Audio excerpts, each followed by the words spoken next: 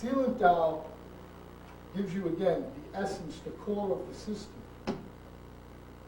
Now, the Sealant Tao changed throughout the system. You look at Sealant Tao, right? You look at someone who's just studying for 3 months. You look at Sealant Tao for someone who's studying 25 years. What's the difference? The movements are the same, right? Same movements. What's the difference? The energy, precision of the movements. Posture alignment. Now think. When we go to Chungkyu, and let's discuss the name of Chungkyu. Okay? Chungkyu is, in our system, they say searching, seeking, but we call it depressing bridge. That means when you do a bridge, you get very stiff. It's depressing. Means once you've reached a bridge on your opponent, you ride it, hit the spot, then depress it or collapse it, so that the opponent cannot ride it.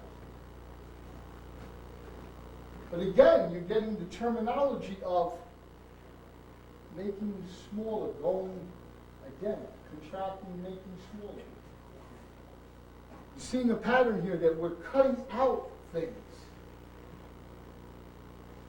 When I learned these forms, and I, like you boys, very excited, learn Sealant Tao, can't wait for Chump, learn Chump, can't wait for Billy, can't wait for Dummy, all that stuff, right? I went back to my Sifu. Worked hard. I got this form. Good. Now forget it. What? Throw away. Throw away.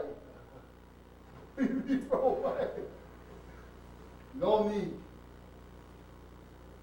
So that bothered me for a long time. But what I want you to understand is you're a carpenter. You have your tools. Someone teaches you how to use those tools. Teaches you how to do plans. Work on your craft. Now you get a carpenter who's around 20 years, and the guy who's around a year. Right? The guy who's around 20 years, you don't need to look at the blueprint. You don't need to think about how to use that tool. It's a part of it.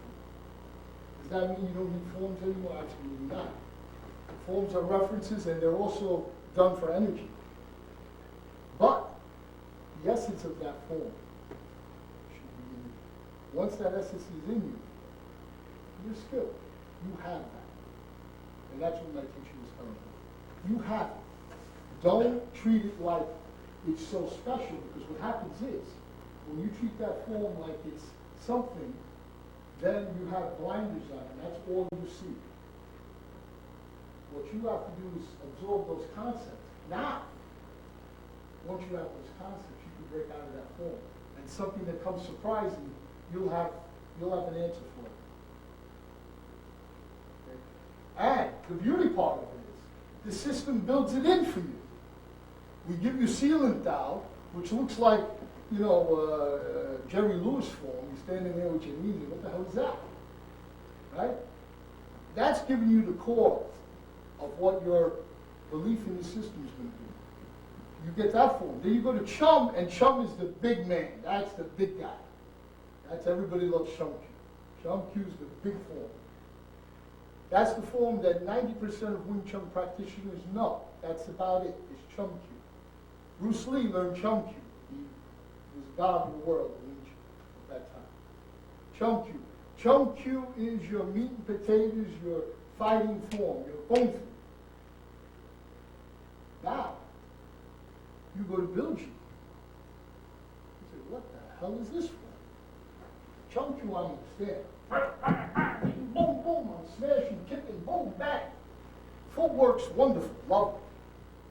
What the hell is this for? I'm standing here and twisting, turning, pulling, what is it?